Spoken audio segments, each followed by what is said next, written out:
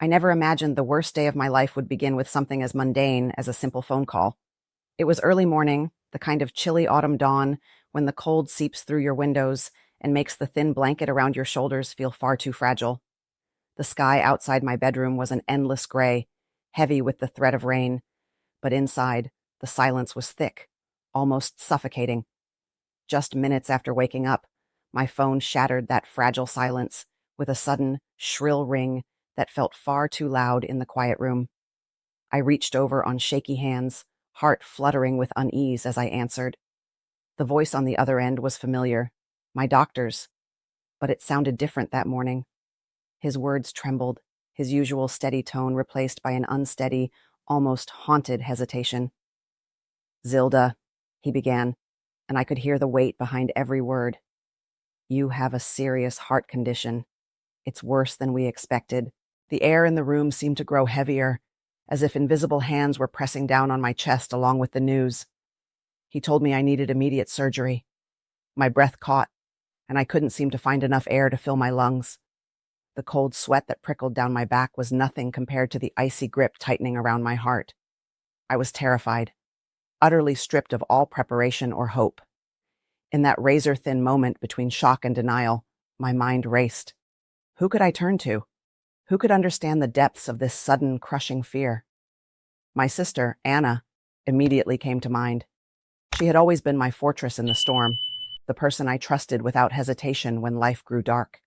Anna was my constant, or at least she had been. With trembling fingers, I dialed her number, each ring echoing like a heartbeat I wanted to slow down. When she finally answered, I forced my voice to stay calm as I told her everything, every terrifying detail. But then came the silence, her silence. It was not the comforting kind. It was thick, oppressive, and deafening. With no words, no comfort, no promises, she left me dangling in emptiness. The coldness of her voice, or the absence of it, was worse than any harsh word could have been. That silence tore at me, sharper than the fear of the diagnosis itself. It was a crack in the foundation of what I thought was unbreakable, the bond between sisters. In that unbearable stillness, all I felt was betrayal. Because in that moment, I realized everything would be different. Something between us had shifted irreparably. And as I sat there alone in the biting cold, clutching my phone, the chilling truth settled on my skin like the autumn frost outside. The worst was not only the illness, but the unimaginable pain of being abandoned by the one person I thought would never leave me behind. Anna and I had grown up inseparable, like two halves of the same fragile whole. From the earliest days of scraped knees and whispered secrets at twilight, to the late-night talks about dreams too big for our little town, we shared everything. Our childhood home still echoes in my mind. The creaking wooden floors, the faded wallpaper peeling at the corners, the soft glow of the bedside lamp casting long shadows as we planned our futures. We had built a world together, one stitched tight with memories that felt unbreakable. Of course, we had our quarrels, as sisters inevitably do, little storms that passed as quickly as they came, usually over something trivial, like who got to keep a family heirloom, or a misunderstanding that flared between us. But even those fights ended with the same ritual: a hug, a shared laugh, the unspoken promise that nothing could pull us apart.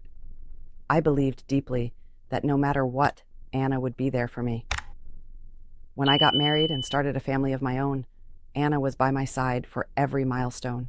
She'd hold my hand at the hospital when my children were born, her presence steadying me like an anchor in a restless sea. Whenever life's challenges came crashing down, whether raising kids alone during my husband's long trips or facing tough decisions at work, Anna was the quiet voice reminding me I wasn't alone. We were a team, a family bound not just by blood, but by devotion. We were supposed to be family, forever. That was the promise I clung to, the unshakable truth that underpinned everything I felt safe in. But sometimes, promises are deceiving.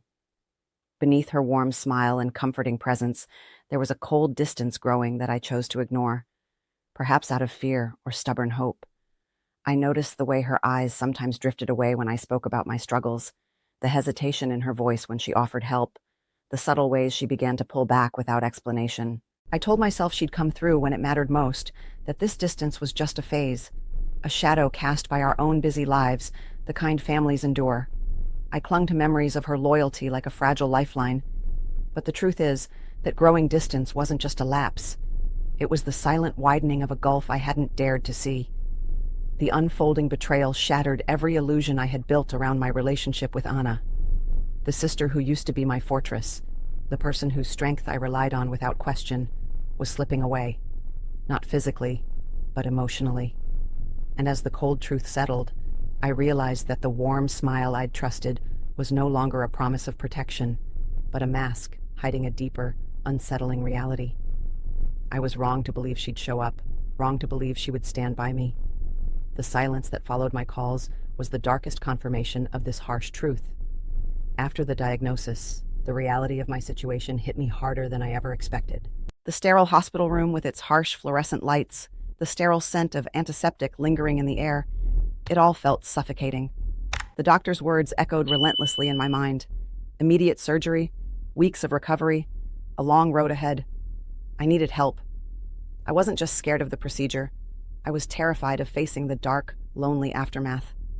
My husband, who had always been my rock, was forced to travel for work right when I needed him most. So, with trembling hands and a heart heavy with fear, I reached out to Anna. I needed her, not just as a sister by blood, but as the person I trusted most in the world. Calling her felt like calling a lifeline in a storm. I imagined her voice providing that steady reassurance, reminding me I wasn't alone in the terrifying unknown. But what I got instead was a chilling kind of absence. Days stretched uneasily between us, marked by the slow drip of unanswered calls and unopened messages. When Anna did respond, her voice was distant, detached, heavy with the weight of excuses. "I'm too busy right now," she'd say softly over the phone, the background noise of her own life making her words feel like they came from somewhere far away. Then, "I'm too tired. It's not the right time," phrases that taste like ash in my mouth now. These excuses weren't just words. They were barriers, cold walls rising between us, invisible yet suffocating. Each unanswered message felt like a silent scream, an invisible wound that tore through me more deeply than the physical pain I feared from the surgery.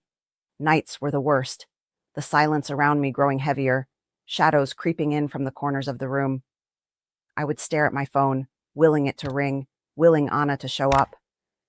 But the screen remained cold and silent. The quiet wasn't comforting. It was a weight that pressed down, as if the walls themselves were closing in on me. My heart wasn't breaking only because of the looming surgery or the physical fragility that the diagnosis forced upon me. It was shattering from an even deeper injury.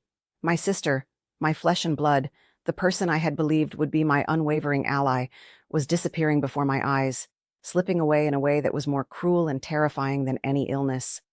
That absence was a ghost haunting me, an invisible presence of betrayal that made the physical pain pale in comparison. I found myself doubting everything. The memories of our closeness felt distant, like a faded photograph I could barely recognize. The growing emptiness Anna left behind settled like a cold fog around me, chilling, relentless, and impossible to escape. And with every day that passed without her, the fear inside me twisted into a darker, more desperate shape. In that terrible silence, I realized I was truly alone, abandoned when I needed her most, and the real pain was just beginning. The truth didn't just whisper to me. It came crashing down like a storm breaking through a fragile window, shards of reality cutting deep. I remember the exact moment I found out. A late afternoon with the sky heavy and bruised, sunlight struggling weakly through thick clouds that cast long, restless shadows across my living room. My hands were trembling as I held the phone, the words I overheard stabbing into me more fiercely than any pain I'd felt before. Anna had told our family I was exaggerating my condition, that I was making too much of it, that I was somehow playing a part where none was needed. The chill that spread through my veins was not from the autumn air outside, but from the icy weight of betrayal. It wasn't just a misunderstanding or distant disinterest anymore. She had actively chosen to discredit me. Worse still, she had been deliberately avoiding my calls, my desperate attempts at reconciliation, my quiet visits. Each silence and missed connection wasn't by accident, but by choice. Anna was stepping away, hiding behind walls of denial and fear rather than standing beside me when I needed her most.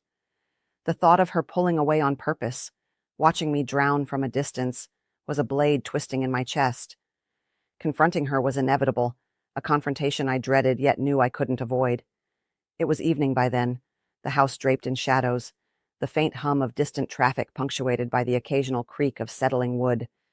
I stood facing her in the dim hallway where our childhood portraits hung, faces frozen in happier times that now felt like cruel reminders of what was lost. The betrayal spilled out raw and unfiltered between us, words charged with grief, anger, and disbelief. "I thought you'd be there," I whispered, voice cracking. "I thought sisters stayed when it counted." Her eyes avoided mine, flickering like candles in a draft, filled with a mixture of guilt and defensiveness. When she finally spoke, her reasons were selfish and bitterly honest. She said she felt burdened, that my reality was terrifying in a way she couldn't bear to confront. Fear had wrapped around her heart like a vice, squeezing out any compassion she once had. She confessed that facing my illness felt like staring into a darkness she refused to enter, so she turned away instead, distancing herself to protect her own fragile peace. It wasn't just disappointment that I felt in that moment. It was a shattering revelation, a brutal lesson about the thin veneers we wear, about the masks people hide behind when the truth is too heavy to bear. Anna's betrayal ripped away not only trust, but forced me to confront the chilling reality of human nature, how crisis strips away pretenses and exposes loyalties, revealing who truly cares and who walks away.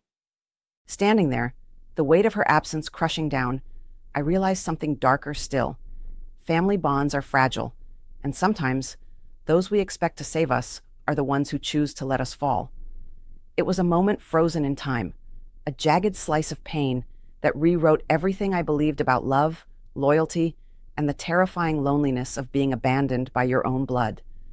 In the end, standing alone in that sterile hospital room bathed in cold, unforgiving light, I realized it wasn't Anna who cared for me through the darkest hours of my recovery.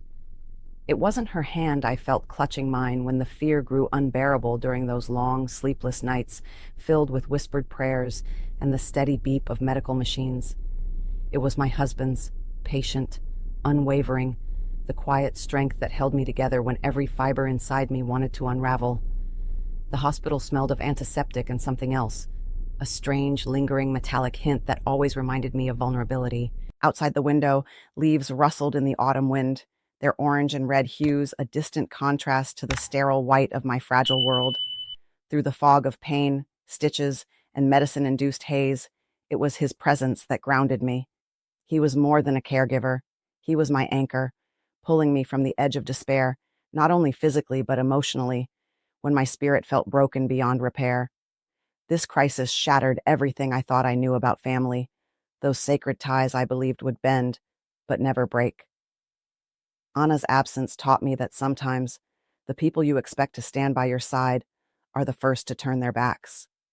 That silence she left behind echoed louder than any words, twisting into a darker, more painful loneliness than I could have predicted. It was a betrayal, not just of trust, but of the very essence of what family should mean. Yet, in the bleak aftermath of that abandonment, an unexpected truth emerged. True strength, I learned, often comes from places you never imagine. It was not bound by blood or childhood promises. It blossomed in kindness, loyalty, and quiet presence. It grew in the hands that never wavered, the eyes that never looked away, and the heart that chose to stay, even when it was the hardest thing to do. Love, I realized with a heartbreaking clarity, isn't about blood alone. It's about who remains when everything crumbles around you, the ones who build you back up when darkness closes in and the world turns cold. It's about the warmth that refuses to fade, the light that shines through the cracks of shattered trust and broken dreams. As I sit here now, the scars beneath my skin, both painful and healing, I hold on to that lesson.